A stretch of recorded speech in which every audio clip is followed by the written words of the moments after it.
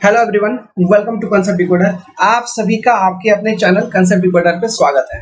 मेरे प्यारे प्यारे भाइयों और बहनों, हम पढ़ेंगे स्ट्रेंथ ऑफ मटेरियल और स्ट्रेंथ ऑफ मटेरियल के अंदर हम जो आज कॉन्सेप्ट सीखेंगे, हम देखेंगे रनकाइन जॉर्डन थ्योरी के कॉन्सेप्ट्स एंड इससे आगे के कुछ कॉन्सेप्ट्स। रनकाइन जॉर्डन थ्योरी एक इम्पॉर्टेंट है क्योंकि गेट में क्वेश्चन पूछ लेता है, ईएस में भी पूछ लेता है इससे रिलेटेड क्वेश्चंस को। ओके, तो इसके आगे के कॉन्सेप्ट्स को इस वाले वीडियो लेक्चर में कंप्लीट करेंगे और इसी के साथ आपका थ्योरी ऑफ कॉलम भी कंप्लीट हो जाएगा।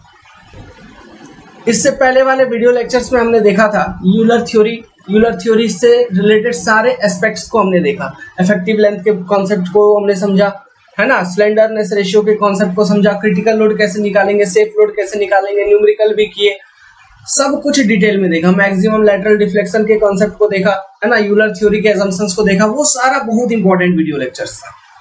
अब ये जो लेक्चर हम पढ़ाएंगे ये भी बहुत इंपॉर्टेंट होगा, ठीक है। तो वीडियो कंटेंट में आगे बढ़ने से पहले मैं आप सभी से एक रिक्वेस्ट करना चाहता हूँ, जो भी नए बच्चे जो भी देख रहे हैं, मैं किसी के मन में नकारात्मक रूप से प्रेजेंट रहना नहीं चाहता। लेट्स सपोज कि आपको वीडियो पसंद नहीं आती है तो आप डिसलाइक करते हो, ज्यादा तो नहीं आती है, कोई एक पहले एक आता था, अब कोई दूसरा भी आ गया है, पता नहीं एक कौन है। अगर आपको डिसलाइक आप करते ही हैं, ठीक है, तो एटलीस्ट ये बता दीजिए अपने भाई को कि क्यों करते हो, कमेंट कर दो या फिर हमको पर्सनल मैसेज करो।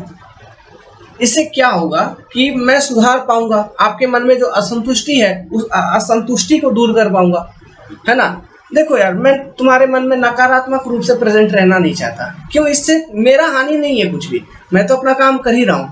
तुम दिन भर टेंशन में रहोगे, ये बुरा भला कहते रहोगे किसी ना किसी को, तो तुम्हारे मन में एक प्रॉब्लम सी होने लगेगी। उस चीज को खत्म करो। दुनिया में बहुत कुछ है ना, बहुत चीजों को फॉलो करो, उन सब चीजों को खत्म करो मेरे दोस्त। चलिए, अगर कोई प्रॉब्लम है तो हमको पर्सनल मैसेज करिए। अगर वीडियो कंटेंट पसंद नहीं आ रही है 7008420353, ठीक है। अगर आप ये सब चीज पहले से जानते हो तो ठीक है, कोई देखने का कोई जरूरत नहीं है। मैं तो उन बच्चों के लिए पढ़ा रहा हूँ जिनके पास ये कंटेंट भी नहीं है, किताब तक नहीं है, सिर्फ मोबाइल है, देख रहे हैं बस। Helpful needy student, if you are very very good then go and attempt the examination, crack it, best of luck. Rankine Jordan theory, या फिर आप इसको कह लें केवल रनकाइन थ्योरी, ये बड़ा एक सिंपल सा थ्योरी है। देखिए, शॉर्ट कॉलम जनरली फेल होता है आपका क्रशिंग ऑफ मटेरियल के कारण, crushing of material. Long column generally fail होता है ड्यू टू बकलिंग।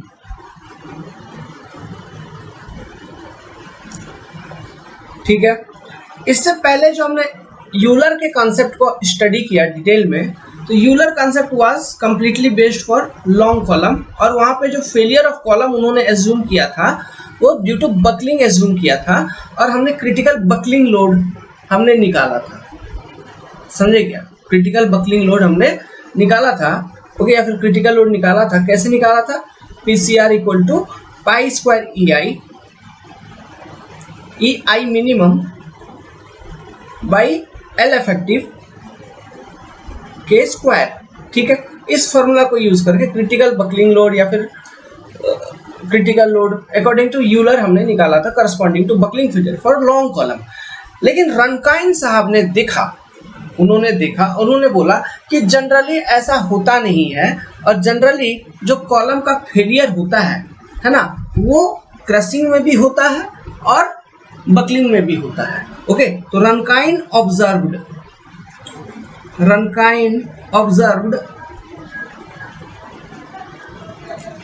कि इन actual practice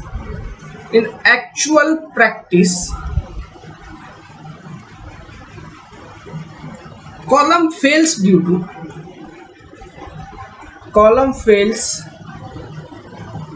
due to both crushing and buckling।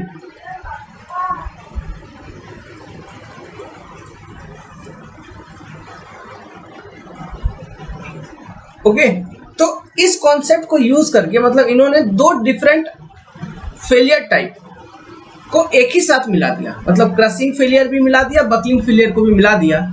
Okay, और उन्होंने अपना एक लोड दिया, रनकाइन लोड। ठीक है, उन्होंने कहा रनकाइन क्रिटिकल लोड।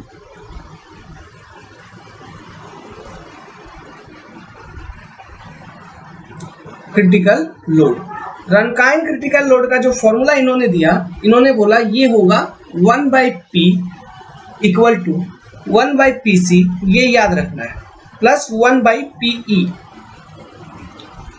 इसमें कौन सा क्या है, P तो रनकाइन लोड हो गया, जो P है कैपिटल P वो रनकाइन लोड हो गया। PC जो है it is crushing load, crushing load. ठीक है, कि मटेरियल क्रश हो रहा है तो उसके करस्पॉन्डिंग कितना लोडिंग है। PE जो है Euler's critical load, Euler's buckling load.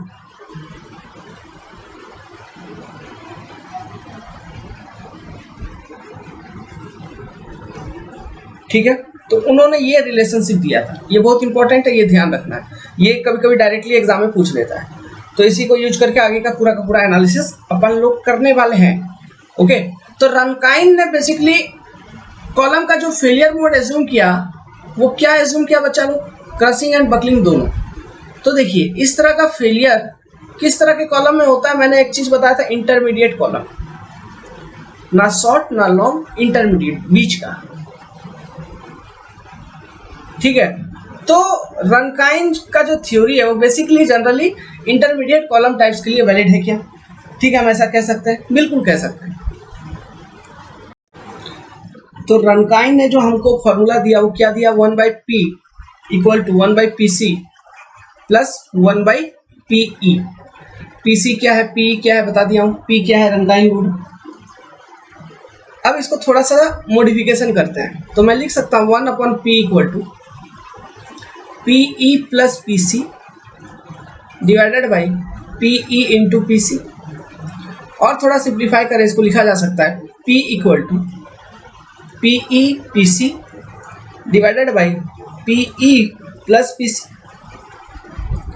इसको और थोड़ा सिंप्लीफाई करें तो हम लिख सकते हैं P equal to PC divided by 1 plus PC by PE, मतलब जस्ट PE से मैंने डिवाइड कर दिया पूरे इक्वेशन को। तो देखिए ये जो पूरा इक्वेशन है ना अभी इन टर्म्स ऑफ फोर्स है, फोर्स, इसको हम स्ट्रेस के फॉर्म में कन्वर्ट करके लिखते हैं। तो स्ट्रेस के फॉर्म में जब कन्वर्ट करके लिखने का कोशिश करेंगे तो मैं लिख सकता हूँ P इक्वल टू, देखो PC है तो sigma C into cross section area A divided by 1 plus PC है तो sigma C into cross section area A divided by sigma, sorry ये PE को कैसे लिख सकते हैं, sigma E into cross section area A। Sigma E equal to क्या होता है, pi square E upon lambda square. ठीक है, तो हम इसको लिख सकते हैं यहाँ पे पाई square E divided by lambda square sigma E, ये हो गया into cross section area A, लिख दिया। तो यहाँ से देखो यार ये क्रॉस सेक्शन एरिया A खत्म हो गया, तो इसको और थोड़ा सिंप्लीफाई करूँ, फर्दर सिंप्लीफाई करूँ तो हम लिख सकते हैं कि P by A equal to sigma C divided by 1 plus sigma C divided by pi square E by lambda square. यहाँ तक लिख पाएंगे? ठीक है, अब ये जो P बाई A आया ना, यही है रनकाइन स्ट्रेस, रनकाइन के कारण स्ट्रेस, क्योंकि रनकाइन का लोड P था तो रनकाइन के कारण जो स्ट्रेस डेवलप होगा अकॉर्डिंग टू रनकाइन थ्योरी उसको रनकाइन स्ट्रेस मैंने कह दिया, यही P बाई A को। इसको हम लिखते हैं, आपको किताबों में देखोगे इसको लिखा जाएगा सिग्मा कैपिटल E, या फिर आप रनकाइन के नाम से याद रखिए सिग्मा R, ये ज़्यादा आपके लिए सिंपल रहेगा। तो चलिए ये जो इक्वेशन अभी निकल गया इसको और थोड़ा सिंप्लीफाई करते हैं। तो यहाँ पे मैं लिख सकता हूँ, बगल में ही लिखता हूँ, P बाई A को मैं लिख दिया सिग्मा R या फिर सिग्मा E जो भी है, sigma R equal to sigma C divided by 1 plus sigma C divided by pi square E by lambda square, ये मेरे पास है। तो इसको कैसे लिखा जा सकता है, इसको लिखा जा सकता है sigma C divided by 1 plus lambda square sigma C by pi square E. इसको इस तरह से लिखा जा सकता है कि नहीं? ये हो गया सिग्मा आर इक्वल टू इतना। अब इसमें देखो,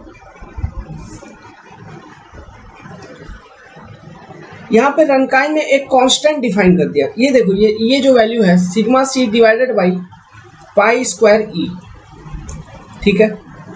इसको रनकाइन ने डिफाइन कर दिया एज अल्फा और इसको कह दिया कि ये रनकाइन कांस्टेंट है।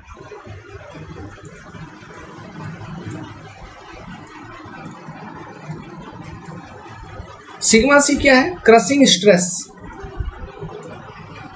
क्रशिंग स्ट्रेस, क्रशिंग स्ट्रेस आपको क्वेश्चन में दिया रहेगा। अकॉर्डिंग टू रनकाइन जो भी क्रशिंग स्ट्रेस है उसका वैल्यू दिया रहेगा। पाई स्क्वायर, पाई का वैल्यू पता है, ई का वैल्यू भी आपको दिया हुआ होगा। तो ये एक टर्म जो है ना, ये कांस्टेंट टर्म है। रनकाइन ने ऐसा कह दिया, इसको कह दिया alpha and it is Rankine constant.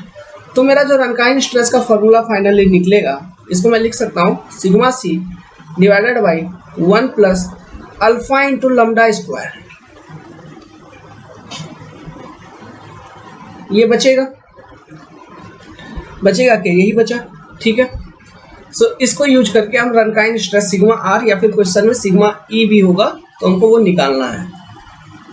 अब इसमें फॉर डिफरेंट मटेरियल, हमारे पास डिफरेंट तरह का मटेरियल होता है, तो फॉर डिफरेंट मटेरियल अल्फा के डिफरेंट वैल्यूज हैं। इसको डायरेक्टली एग्जाम में पूछा जाता है। Alpha equal to for mild steel अगर बात करूं तो 1/7500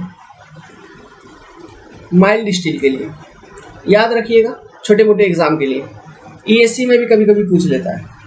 alpha equal to 1/1600 for cast iron. Alpha equal to 1/750 for would,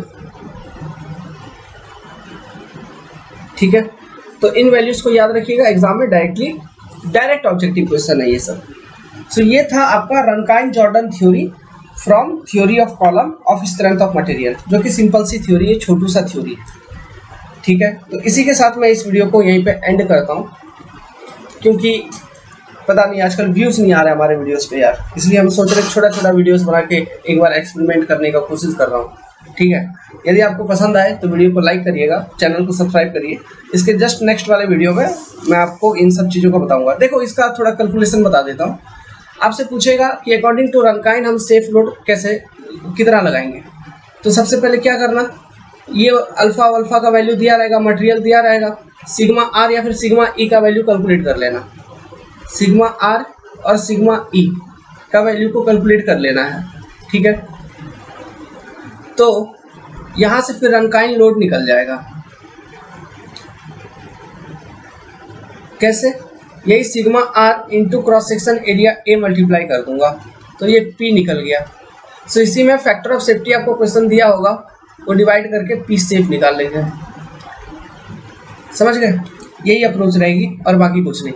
और इस इक्वेशन को सॉल्व करने में जो आई का वैल्यू यूज होगा, हमेशा देखना आई मिनिमम यूज होगा। तो जो भी क्रॉस सेक्शन दिया उसका आई मिनिमम कैलकुलेट कर लीजिएगा। अब लैम्डा, तो लैम्डा मैक्स यूज होगा, तो इसमें एल इफेक्टिव कैलकुलेट कर लेने का, है ना। तो ये दो कॉन्सेप्ट आपको ध्यान रखना होगा, आई मिनिमम और एल इफेक्टिव का। ये करके फिर, क्योंकि ये जरूरत किस में पड़ेगा, यूलर वाले कॉन्सेप्ट में, है ना। मतलब लैम्डा को निकालने में, लैम्डा मैक्स जो होगा उसको निकालने में लैम्डा मैक्स इक्वल टू क्या होगा, L effective upon R minimum. फिर आर मिनिमम निकालने के लिए ये आई मिनिमम आपको चाहिए कि नहीं, ओके। तो ये दोनों निकालना आना चाहिए। फैक्टर ऑफ सेफ्टी क्वेश्चन में दिया होगा, फैक्टर ऑफ सेफ्टी क्वेश्चन में दिया रहेगा।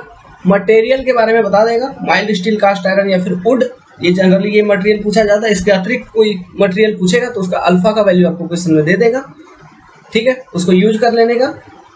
सिग्मा सी का वैल्यू भी क्वेश्चन में दे देगा, सिग्मा सी का भी वैल्यू क्वेश्चन में दे देगा, क्रशिंग स्ट्रेंथ का वैल्यू क्वेश्चन में दे देगा, ठीक है। जनरली 300 या फिर 320 यील्ड स्ट्रेस के बराबर ही होता है आपका क्रशिंग स्ट्रेंथ। इसका वैल्यू आपको डायरेक्टली क्वेश्चन में गिवन होगा, ठीक है।